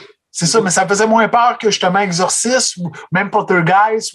C'est aussitôt qu'il y a esprit, fantôme, truc démoniaque, tu sais. Puis même aujourd'hui, ce qui me fait le plus peur dans les films d'horreur, c'est ça. Aussitôt que ça touche avec des fantômes. Exactement, à l'esprit, à des trucs qui sont... Tu sais, le reste, les slashers, j'écoute ça, puis je ris, là, je ris. Mais aussitôt que... Tu sais, puis on va y arriver, mais quand tu vas me parler de mes directeurs et de mes films préférés, c'est ça. Vas-y. Non, mais en fait, tu sais, Ouais, ton réalisateur préféré, c'est qui? Parce que, bon, comme tu disais tantôt, tu découvres ça avec les slashers, tout ça, puis on s'entend, bon, les slashers, les réalisateurs, pour la plupart, c'est assez interchangeable. Tu sais, il y a certains qui se démarquent, mais, tu sais, c'est pas compliqué, là. Tu sais. Puis moi, je suis en train de revisiter les slashers des années de 1981. J'ai beaucoup de fun parce qu'il y en avait moins, puis, tu sais, c'était plus frais encore, puis mais, tu sais, après ça, on creuse, puis on essaie d'aller voir qu'est-ce qui a inspiré tout ça, puis on découvre des réalisateurs, puis on les suit. Tu sais. Pour moi, il y en a un majeur dans ces années-là qui est John Carpenter. Oui. Tu sais, avec Halloween, il a fait Prince of Darkness, il en a fait un paquet d'autres. Tu sais, pour moi, dans les premiers réalisateurs qui sont vraiment démarqués, puis que je me rappelle, c'était ça. Puis même, tu sais, la musique d'Halloween, tu sais, j'ai adoré Freddy, j'ai adoré Jason. Tu sais, Jason, je me rappelle, j'ai en tête le c'est tout ce qui reste. Par contre, Halloween, j'ai toujours aujourd'hui le cette musique-là. J'avais le disque d'Halloween. J'ai acheté le disque tellement j'aimais la musique. Fait que pour moi, John Carpenter, c'est vraiment, je trouve, un de ceux qui a vraiment marqué le début du cinéma d'horreur. Tu sais, contemporain aussi, oui, effectivement. Pour moi, il a vraiment fait sa marque. Et évidemment, après ça, ben moi j'ai un faible pour les zombies. Dans ma bibliothèque en arrière, j'ai énormément de films zombies, même où, à l'époque, les zombies étaient vaudous. Tu sais, parce qu'on n'a pas... tu sais, c'est pas dans Night of the Living Dead avec George Romero, où on tombe dans un type de zombie qui est autre. Avant, il y avait beaucoup de zombies, des trucs en noir et blanc. Ça a commencé à Haïti. Ben oui, le vaudou. Le vaudou, justement, qui étaient des gens avec qui ils mettaient, je pense, des balles de golf qui dessinaient sur les yeux, tu sais, pour faire des espèces de yeux sortis de la tête. C'est I Walk with a Zombie, c'est ça? Ah, écoute, il y en a plein, là. Sérieusement, j'ai un coffret plein de trucs noirs et blancs des années, 50, 60 films de zombies, et c'est pratiquement que des films de zombies qui tournent autour du vaudou. Mais après ça, il y en a un pour moi qui est incontournable parce que je suis un fan fini de zombies, c'est George Romero. Night of the Living Dead, tu sais, encore aujourd'hui. For you, Barbara. Tu sais, quand tu as écouté ça, tu te rappelles de ça, puis tu sais. Puis après ça, évidemment, Dawn of the Dead. Après ça, ça a été multiplié. Lamb of the Dead. Il y en a tellement. Tu sais, je pense que ce réalisateur-là a tellement été marquant pour l'horreur et particulièrement pour le genre zombie. Tu sais, c'est dur c'est pour ça que je disais... classique. Même le remake de Zack Snyder est excellent, mais George Romero a vraiment, je trouve, mis le zombie sur la map, puis mis le zombie dans notre inconscient collectif, puis nous a marqué avec ces images-là. Puis Romero, il allait insérer du côté critique sociale, des enjeux sociaux. Il faisait ça, tu sais, pas trop dans ta face, mais c'était là, puis il prenait des héros noirs, il n'y a personne qui faisait ça. Exactement. Puis Dawn of the Dead, c'était la grosse critique du consumérisme, le centre d'achat. À chaque Black Friday, à chaque année, les gens mettent des photos, j'ai l'impression de voir Dawn of the Dead. Des gens morts un peu qui veulent acheter plein d'affaires. Et voilà, on retrouve ça. Mais oui, ça a été... Il a été parmi ceux qui ont marqué mon amour, si tu veux, des zombies. Évidemment, je ne peux pas passer à côté de ce que Zack Snyder a fait pour le remake de Dawn of the Dead et de ce que Danny Boyle a fait pour 28 Days Later, parce que c'est à partir de ces deux films-là que tout d'un coup, on passait d'un zombie qui est un peu mou, qui était épeurant, disons, à cause du nombre, ou à l'époque parce qu'on connaissait pas autre chose. Mais on pouvait les éviter. Mais on pouvait comme prendre un char, rouler pendant 2 heures, puis tu sais, dormir pendant 3 jours, le temps qu'il nous rattrape. Ouais. Mais à partir de 28 Days Later puis du remake de Dawn of the Dead, c'est là que les zombies, pour moi, ont vraiment pris une autre tournure, puis pas juste visuelle, vocale aussi. Oui. C'est ça, toi, t'écoutes ça beaucoup. Hein? Oui, non, c'est ça. Si tu regardes tout ce que les zombies faisaient avant, c'était... Oh! Fait qu'ils ont vraiment pas... Puis, écoute, je peux pas passer à côté de Bob, de Day of the Dead. Ben oui. Bob, qui est une icône pour moi du zombie. Le zombie intelligent. Le zombie qui justement est intelligent, qui est la brosse à dents, le Walkman, puis tu vois qu'il met le Walkman, puis là, oh! Ça y revient. Là. Ça y revient. Fait que Bob, c'est un spécimen à part. Day of the Dead, je trouve ça assez extraordinaire pour ça. Puis Day of the Dead, la parenthèse, là, c'était le film le plus gore. Là. C'était des pochettes de Cannibal Corpse. Oui, exactement. À la fin, là, Joe Pilato qui se fait déchirer, là, c'est... oui, puis t'as tout le côté, il reste plus beaucoup d'humains, comment l'humain survit à tout ça, puis c'est... Alors, moi, Bob, j'ai un chandail de Bob. J'ai Day of the Dead, puis j'ai la face de Bob en dessous, puis ça, pour moi, c'est épique, c'est un classique, tu sais. Mais c'est ça, c'est que... Mais comme je parlais de la dimension vocale, ils ont passé de... Puis Dawn of the Dead, puis 28 Days Later, tout d'un coup, c'est devenu... Tu sais, c'est ça. Puis ils courent. Ils courent, asti. Ils courent, puis ils sont pas contents. Là, tu peux plus comme marcher tranquillement puis t'en sauver, là. C'est fini, ça. Fait qu'il y a comme un autre niveau d'horrible qui s'est venu rajouter avec le travail de ces deux réalisateurs-là au film Zombie que moi, j'ai fait « wow ». Pour moi, là, je ne peux plus voir un film de zombie aujourd'hui s'ils courent pas puis ils font... tu sais, c'est ça, il y a deux écoles de pensée. Mais moi, j'aime les deux. T'sais. Moi, je suis assez ouvert d'esprit. Il y a des gens là, que non, il ne peut pas courir, c'est impossible parce que scientifiquement, si le corps commence à se décomposer, Mais tu sais, Walking Dead. On écoute des films d'horreur, le suspension of disbelief, là, il est tout le temps là. Fait qu'on peut y croire qu'ils courent. Là. Ils sont infectés. Ils ont mis une twist là-dessus que ils sont pas morts. Non, donc, ils ont le droit de courir, ils ont la rage, ils sont frénétiques. Puis comme tu dis, là, ils ont monté le niveau de terreur, puis ils ont ramené le zombie ou l'infecté, peu importe comment on veut le nommer, en avant, puis ils ont redonné la popularité à ce genre-là. Des zombies, ça fait longtemps qu'on n'avait pas vu. Là. Au début des années 90, c'était mort, là, ils n'avaient plus. Là, non, effectivement, ils ont vraiment... Je pense qu'ils ont réactualisé le zombie dans un contexte moderne, dans un contexte production, tu sais, dans le sens qu'on est dans une société de production de masse. Tout bouge plus vite. Non, mais exactement. Et ça, pour moi, c'était le reflet tout simplement de la société où tout est plus rapide, tout est plus agressif, tout est plus... Puis ça, pour moi, c'était une réactualisation, en fait, de tout ce qui s'est fait avant des zombies, tu sais. Fait que c'est clair que ce qu'ils ont fait sur 28 Days Later et sur Dawn of the Dead là-dessus. Puis évidemment, Zack Snyder vient de sortir un trailer pour Army of the Dead qui va jouer sur Netflix. J'ai hâte.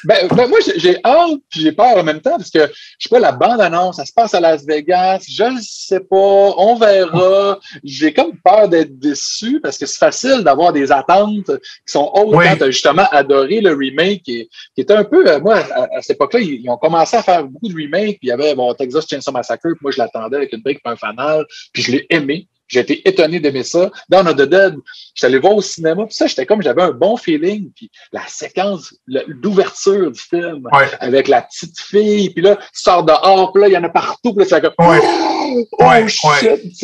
C'est solide. Puis tantôt, tu parlais de 28 Days Later, un un réalisateur qui était déjà fantastique, qui avait fait Petit meurtre entre amis, qui avait fait Ferrovipat, Trainspotting, des films incroyables. Il fait 28 Days Later avec du Godspeed You Black Emperor. Ouais. Il se promène dans une ville vide. Puis t'as ces zombies-là infectés qui te foutent la chienne. C'est beaucoup de clair-obscur. Ils sont dans la pénombre. Il était peurant, ce film-là. Je me rappelle d'être allé voir en preview au cinéma. On avait tout capoté notre vie. Là. C'était vraiment... La suite avec Robert Carlyle, justement, de Trainspotting, réalisé par quelqu'un d'autre, était quand même... je crois que c'était bien. Oui, non, j'ai 28 Weeks Later, j'ai trouvé ça intéressant. C'était un autre twist, c'était comme l'après 28, évidemment, 28. Mais oui, non, j'ai adoré que, tu sais, j'ai vraiment aimé comment c'était fait. Mais c'est ça, c'est que, tu sais, le genre zombie, tu sais, a vraiment évolué au fil du temps, tu sais. Puis là, je trouve que ce qui est dans le trailer d'Army of the Dead, c'est-à-dire des zombies qui ont évolué. Tu sais, ça rappelle un peu même ce qu'un des films que Romero a fait. Tu sais, déjà, Land of the Dead, les zombies commençaient à retrouver leur occupation habituelle. Puis à être organisés. Tu sais, il y avait déjà cet élément-là. Puis après ça, il y en a un autre dont je me rappelle plus le titre, où justement, ils voulaient apprendre aux zombies, en fait, à mon Dieu, c'est quoi? À manger un cheval ou à manger autre chose que des humains. Oui. C'était-tu Survival of the Dead ou Survival of the Dead. C'est Survival, c'est ça. Exactement. Sur une petite île, etc. C'était super sympathique, mais ils essayaient de montrer quelque chose d'autre aux zombies, si tu veux. Fait que, tu sais, pour moi, le next step, qui est d'avoir des zombies qui ont évolué, Patient Zero. Je ne sais pas si tu as vu Patient Zero, qui est aussi un film de zombies ou de gens infectés, mais il y en a il y a un alpha zombie qui est capable d'infecter les gens, mais qui est capable d'articuler. Okay. Contrairement à sa gang qui est capable d'articuler puis de parler. Tu sais, déjà, on a cet élément-là de horde organisée. Ouais. Fait que c'est pour ça que moi, dans Army of the Dead, ça me fait pas peur. Non, je sais, t'as de l'air excité, là. C'est bientôt, en plus, ça sort. Oui. Tu sais, que ce soit une horde de zombies qui soit organisée, parce que si on regarde dans beaucoup de films de zombies, il y a comme cet élément-là qui nous est suggéré. C'est Bob qui devient intelligent. Puis même dans Resident Evil, à un moment donné, ils ont comme un sérum qui sont donnés aux zombies, qui permet en fait à un des personnages de les contrôler, si tu veux, puis qu'ils envoient les zombies pour essayer de récupérer voyons pas, je vais dire que pas Claire, c'est pas Claire, c'est quoi son nom? Mila Jovovich, son personnage. Ben, en fait, ça, justement, ça va être bon pour le prochain épisode. Parce que Resident Evil, on pourrait en parler longtemps, des jeux et des films qui sont très différents. Hein? Les deux franchises sont très différentes. Tout à fait. Mais sinon, un film de zombies récent que tu aurais aimé. Moi, ça me semble que ça fait longtemps que j'ai pas vu des bons films de zombies. Bon, il y a bien des gens qui ont bien aimé les Walking Dead. Récent. Peninsula. OK, ça, c'est la suite de Train to Busan que j'ai pas vu. Exactement. Les Coréens. Écoute, les Coréens, je les aime. Ah oui. Ah non, mais sincèrement, là, Train to Busan, si tu n'as pas vu ça. Non, je les ai pas vus, ces deux films-là. C'est excellent. Et Peninsula, qui est la suite de Train to Busan, est aussi excellent. Tu sais, pour moi, j'avais bien aimé World War Z, mais j'étais resté sur ma faim. Surtout quand tu as lu les livres. Il y a ça. Je comprends qu'un film, c'est pas un livre, il faut couper, puis il faut. Mais j'avais quand même. Tu sais, j'avais trouvé ça correct. Mais Train to Busan. Oh my God, les Coréens pour faire des zombies sont magnifiques. C'est excellent. Et Peninsula. Parce que, tu sais, il y a ça aussi qu'il faut dire, c'est que dans les films de zombies, il y a évidemment, il faut que le zombie soit crédible. Physiquement et vocalement, pour moi, c'est important. Mais si l'histoire humaine, c'est comment les gens réagissent aux zombies, c'est ça la vraie histoire. Dans tous les films, c'est justement des personnages, les personnages humains, si ils sont vides, s'ils sont unidimensionnels, ben on va écouter ça comme un slasher. Ben, comment on peut écouter Navy Seal versus Zombie? Tu sais, des films poches de zombies, je peux t'en nommer plein. Ouais. J'en ai plein. Là. Tu sais, The Dead, qui est un film en Afrique qui est comme... tu sais, il y en a un paquet. Mais c'est pas des films que tu as le goût de revisiter nécessairement. T'sais. Non, pas nécessairement exactement. Tu sais, bon, Warm Bodies, qui est un film où justement les zombies deviennent un peu plus intelligents. Ouais, romantique. Tu sais, t'avais comme un autre twist. Ou Anna and the Apocalypse. Je sais pas, non, j'ai pas vu. Qui est une comédie musicale avec des zombies. Fait que toi, dans le fond, tu écoutes tous les films de zombies, mais c'est un peu de la recherche et développement parce que, justement, tu essaies de pogner des nouvelles sonorités de zombies pour ton travail de doubleur. Oui, mais aussi pour mon plaisir personnel parce que, comme tu vois, j'adore. Je connais beaucoup les films de zombies. J'adore les zombies. C'est une belle passion. C'est même une série de zombies de non, écoute, je l'ai là, mais je me rappelle plus le titre. Cooties, le film avec Elijah Wood. Que j'ai pas vu, ça, il n'y a pas des enfants. Des zombies. Puis il y en a un autre qui est sur Netflix qui vient de sortir, qui a une actrice qui joue. Oh mon Dieu, qui vient de sortir ça fait pas si longtemps, un film d'horreur où c'est encore des enfants et des gens dans un parc d'attractions qui deviennent des zombies, puis elle a un groupe d'enfants de garderie, puis elle se cache dans un petit endroit pour les protéger. Bref. Je sais pas. Non, mais c'est ça. Tu me diras.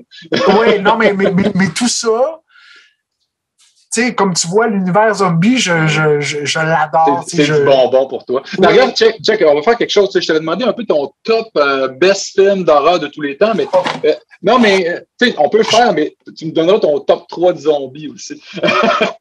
mais ça, on parlait des réalisateurs. Ouais. Un récent, parce que là, j'ai pris des vieux, John Carpenter, puis George Romero. Ouais. Mais un récent, moi, puis toute cette série-là, m'a comme amené, tu sais, le côté, quand je te dis, j'ai pas peur des zombies, j'ai peur des démons, puis de la possession, puis tout ça. Insidious, James Wan, puis ce qui est sorti. Ça a vraiment été ça pousse les bons boutons pour toi. Ouais. Okay. Ouais, ça, puis mon Dieu, quel autre film? Avec Ethan Hawke, c'est qu'il trouve des films dans son grenier. Comment ça s'appelle? Ethan Hawke. Il trouve des films dans son grenier. C'est un gars qui enlève des enfants, puis les enfants finissent par tuer leurs parents, puis il filme. Je ne l'ai pas vu, je ne sais pas. C'est récent? Oh mon Dieu! C'est récent? Non, c'est pas si récent. Justement, je suis surpris. Je vais tout t'envoyer ça. On va aller sur IMDb. On n'a pas assez de temps pour écouter tous les films qui sortent. C'est ça le problème. Tu sais, moi, je suis papa d'une petite fille maintenant 7 ans. Ouais, puis, les premières années de vie, là, je voyais plus rien. J'étais tellement fatigué. J'étais plus capable de voir. Fait que là, il y a comme un paquet de films que je rattrape. Écoute, je vais prendre des photos. Je vais sortir les films. Il faut que tu vois. Je vais prendre des photos puis je vais t'envoyer ça parce que ça fait partie Mais qu'est-ce qui est le fun, là? C'est justement, j'en sais avec des passionnés comme toi, Sébastien, c'est des échanges comme ça. On partage, comme on faisait dans le temps, là, on n'a plus besoin de taper des cassettes, là. On a juste besoin de dire quel film écouter, puis on peut le trouver sur Netflix, sur Shudder, sur n'importe quelle plateforme ou dans nos collections personnelles, parce que nous, on est des collectionneurs, on aime ça avoir le format physique. Un peu. En fait, dernière question en finissant, pourquoi tu collectionnes? Qu'est-ce qui fait que tu veux posséder les choses? C'est quoi ta raison à toi? J'ai peur de la possession, donc parce que j'ai peur, je la. Non, c'est pas vrai. Non, mais ça aurait été une bonne réponse. Non, mais je pense que c'est. Tu sais, je viens de l'époque où on avait des consoles de jeux vidéo, des cassettes, des vinyles, un VHS, des objets qui nous permettaient de nous divertir. Puis même malgré tout ce qui peut être digitalisé aujourd'hui, les MP3, j'en achète pas. J'achète encore l'album. Ouais. J'achète quelques jeux en copie numérique, mais sinon, j'achète la copie physique. On a l'âge où on a appris à consommer des produits culturels physiques. Puis je sais pas, il y a comme... Tu sais, je me dis, si Netflix et Internet lâche, je peux écouter des films. Complètement d'accord. Exactement. Le meilleur des deux mondes, c'est d'avoir une belle collection, puis de la câliner, d'y ajouter des films, des nouvelles éditions, tout ça, mais d'aller écouter Army of the Dead sur Netflix quand il va sortir Day One. Tu sais, un n'empêche pas l'autre. Mais comme tu dis, mais si ça, le Blu-ray d'Army of the Dead, je vais l'acheter. C'est ça. Même si c'est disponible sur Netflix. C'est ça l'affaire, c'est que je pense que j'aime m'auto-suffire au niveau de mon divertissement personnel. Puis pour moi, ça passe pas par me fier nécessairement sur Internet, ça passe par avoir les objets. Avoir les vieilles boîtes de consoles de jeux vidéo et les consoles, avoir les CD, avoir les jeux vidéo. Écoute, je pourrais te montrer, là. Mettons, attends un peu, là, j'y vais, là. Fait que vous irez voir la version YouTube. Hein? Wow! On voit ici présentement une boîte du jeu Zaxxon Coleco, magnifique, d'un jeu qu'on a joué à l'arcade aussi dans les années 80. C'était un des premiers jeux un peu 3D, hein, si on veut. Oui. Mais tu sais, je te donne pour moi, c'est ça. Ben oui. C'est l'objet avec la boîte, là, tu vois. C'est magnifique. Oui. Tu n'as pas besoin de me convaincre, moi. Hein? Non, je sais. Non, je sais, mais il y a quelque chose.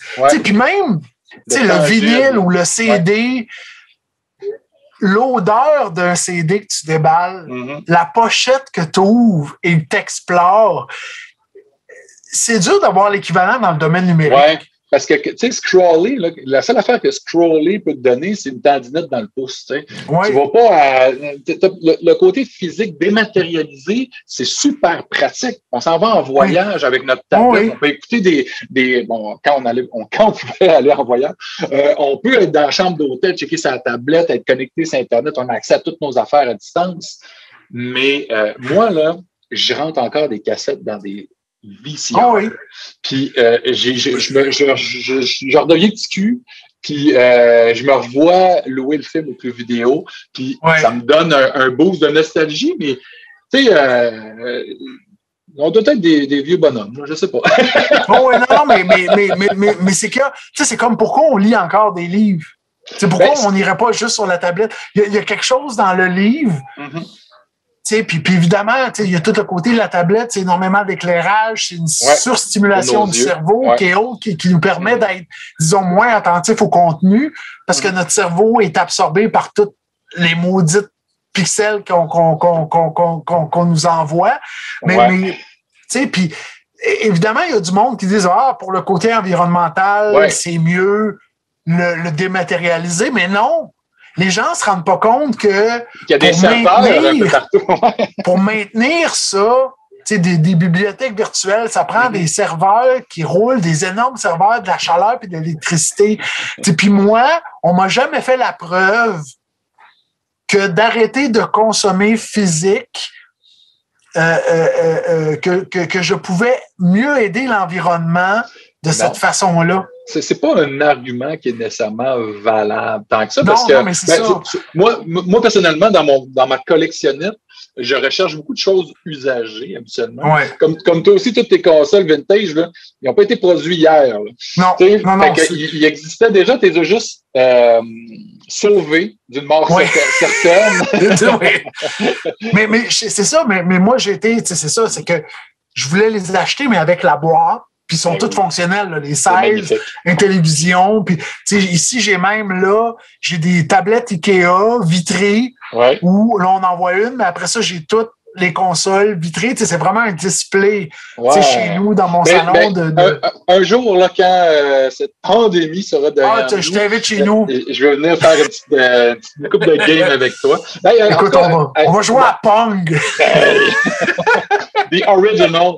Hey, Sébastien Croteau, merci beaucoup d'avoir jasé avec moi pendant pas trop longtemps, juste assez, de plein de belles choses. Puis d'après moi, on va remettre ça. En tout cas, on regardera dans les prochains mois, puis on parlera de jeux vidéo horrifiques, parce que ça aussi, on aurait beaucoup on en a pour un autre heure. Exactement. Merci beaucoup. Puis on va te suivre sur les réseaux sociaux, La Fabrique de Monstres. Surtout que vous sortez des vidéos une fois de temps en temps. On peut s'abonner à vos pages médias sociaux pour justement rester à jour. Parce qu'il y a plein de projets qui s'en viennent que tu ne peux pas parler. Oui, il y a plein de choses. Ça va être annoncé en temps et lieu.